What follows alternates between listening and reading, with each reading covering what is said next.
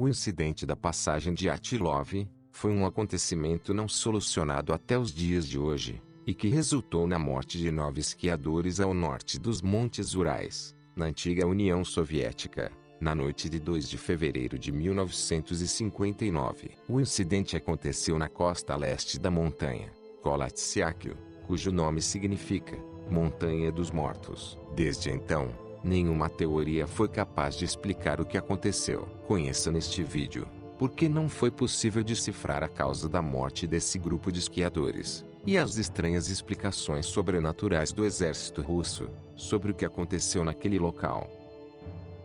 Um grupo foi formado para uma expedição ao norte dos Montes Urais. Liderados por Igor Dyatlov, esse grupo era formado por 8 homens e 2 mulheres, a maioria estudantes ou graduados do Instituto Politécnico de Ural, atualmente chamado de Universidade Técnica Estadual de Ural. O objetivo da expedição era alcançar o Torten, uma montanha situada a cerca de 10 quilômetros ao norte do local do incidente. Esta rota, naquela temporada, era classificada como categoria 3, a mais difícil. Todos os integrantes possuíam experiência em expedições em montanhas. O grupo de esquiadores viajou de trem para Ividel, cidade ao centro da província de Oblast, desembarcando naquela cidade em 25 de janeiro. Eles então foram de caminhão para Visay, o último assentamento habitado mais ao norte, começando a marcha em direção ao Torten, em 27 de janeiro.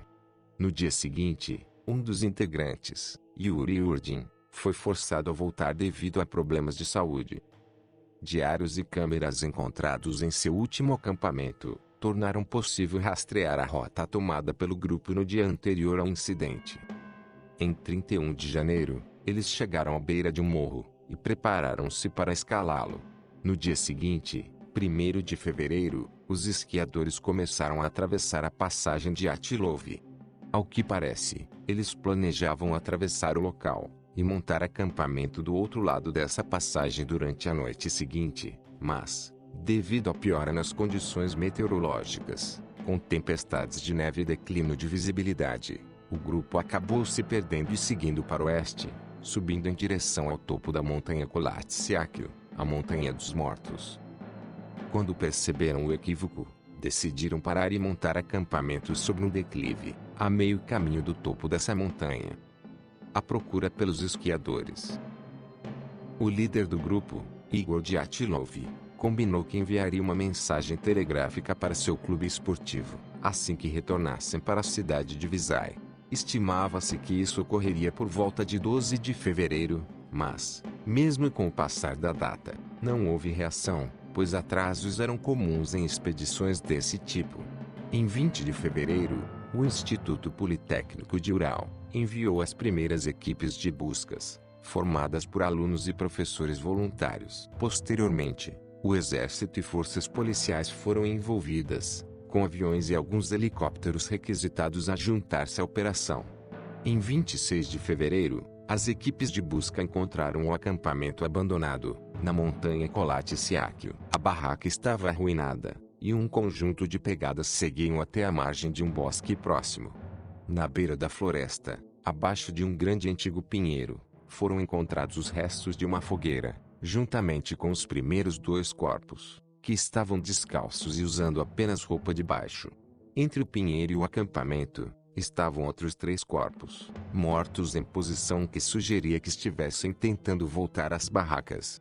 A busca pelos 4 esquiadores restantes levou mais de 2 meses. Eles foram finalmente encontrados em 4 de maio, debaixo de 4 metros de neve, em uma ravina embrenhada na mata próxima ao pinheiro.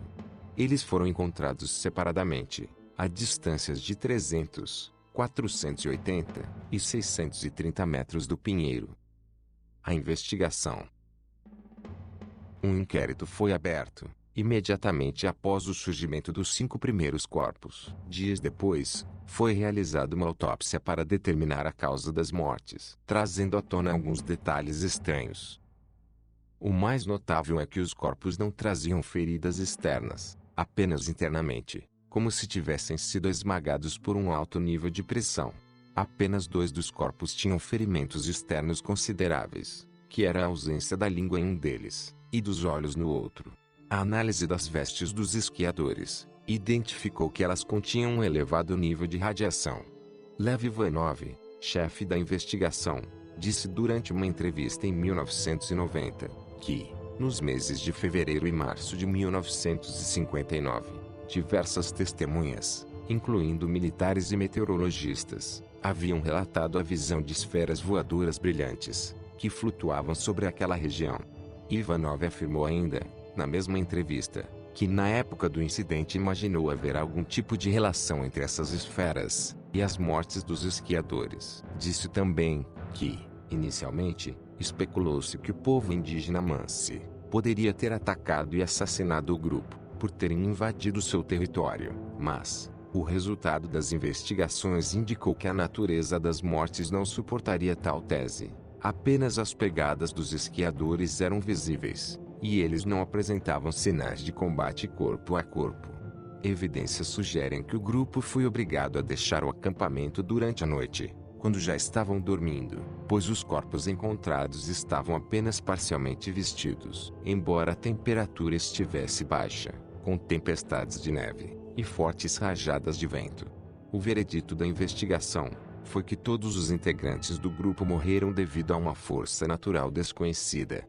O inquérito foi oficialmente encerrado em maio de 1959, devido à ausência de parte culposa. Os documentos relativos ao caso foram então arquivados, sendo divulgados ao público somente na década de 90, ainda assim, em fotocópias, com diversas partes faltando. As teorias que tentam explicar o incidente. A teoria da avalanche. A teoria de que uma avalanche causou as mortes dos alpinistas, embora inicialmente fosse a melhor explicação, foi muito questionada por alguns motivos óbvios. Primeiro, porque a localização do incidente não tinha sinais usuais de uma avalanche ocorrida, e, também, uma avalanche teria deixado certos padrões e fragmentos, distribuídos em uma área mais ampla. Os corpos encontrados após 10 dias do evento estavam cobertos com uma camada muito rasa de neve. A comparação da foto do último acampamento do grupo com a foto de quando os investigadores chegaram ao local mostra claramente que uma cruz, que foi fixada próxima ao acampamento, está praticamente na mesma altura de neve nas duas fotografias, o que vai contrário à teoria da avalanche, pois, se algo assim tivesse ocorrido, essa cruz estaria completamente coberta por neve. Essa teoria também não explica a radioatividade encontrada nas vestes e a ausência da língua e olhos de 2 dos esquiadores. A teoria do infrassom. Outra hipótese popularizada pelo livro de 2013, escrito por Donnie Aikar, A Montanha Morta, é que o vento ao redor da montanha criou um vórtice de von Karman, que é um padrão repetitivo de vórtices rodopiantes, causado por um processo conhecido como derramamento de vórtice, que é a separação instável do fluxo de um fluido em torno de corpos contundentes. E esse fenômeno, segundo o autor, pode produzir infrassons capazes de induzir ataques de pânico em humanos. De acordo com a teoria de Aikar, o infrassom gerado pelo vento que passava sobre o topo da montanha foi responsável por causar desconforto físico e sofrimento mental nos jovens. Este autor afirma também que, por causa de seu pânico, o grupo foi levado a deixar a tenda por qualquer meio necessário e fugir pela montanha. Os ferimentos traumáticos sofridos por 3 das vítimas foram o resultado de seus tropeços na borda de uma ravina no escuro e a possível queda sobre rochas no fundo dela. Porém, essa teoria não pode explicar a ausência da língua em uma das vítimas, a falta de ferimentos externos, ou porque as vestes dos esquiadores apresentavam níveis de radiação muito elevados. A teoria do acidente militar. Alguns pesquisadores acreditam que foi um acidente militar que foi encoberto, afirmando que existem registros de explosivos sendo testados pelos militares russos naquela área, na época em que os alpinistas estavam lá. Diziam também que as bombas detonavam a 2 metros do solo, e poderiam ter causado danos semelhantes aos experimentados pelos alpinistas, o que poderia explicar os fortes danos internos, com muito pouco trauma externo, como encontrado nos corpos, além de trazer uma possível explicação para os níveis de radiação das vestes. Havia também, esferas brilhantes no céu naquela vizinhança, que podem ter ligação com o uso de tal tipo de munição. Essas luzes brilhantes no céu foram muito discutidas na época do incidente, devido a esta foto encontrada na câmera dos esquiadores, onde mostra pontos de luz num fundo escuro, o que poderia ser um retrato do fenômeno. A teoria do monstro das neves. Essa foto tirada pelos esquiadores levou a especulações se o grupo poderia ter sido atacada por um Yeti, ou como chamado pelo povo indígena Mansi da região, um Menki, que seria um espírito da floresta. Essa teoria foi reforçada por uma entrevista realizada em 2014, com os primeiros investigadores que chegaram ao local das mortes. Eles relataram que haviam pegadas grandes perto dos corpos, maiores que a de uma pessoa comum, porém, não incluíram esse detalhe no relatório oficial para o governo, por medo de punições. A reabertura das investigações em 2019. Em 1º de fevereiro de 2019, o Ministério Público da região de Sverdlovsk reabriu o caso. E, no dia 5 de fevereiro, Alexander Kurenoi, porta-voz do órgão, informou que a investigação criminal foi encerrada e foi excluída qualquer possibilidade de um ato criminoso. Prosseguem, no entanto, as investigações para determinar o que aconteceu com os 9 esquiadores. Talvez a nova investigação possa trazer uma resposta para esse mistério de uma vez por todas.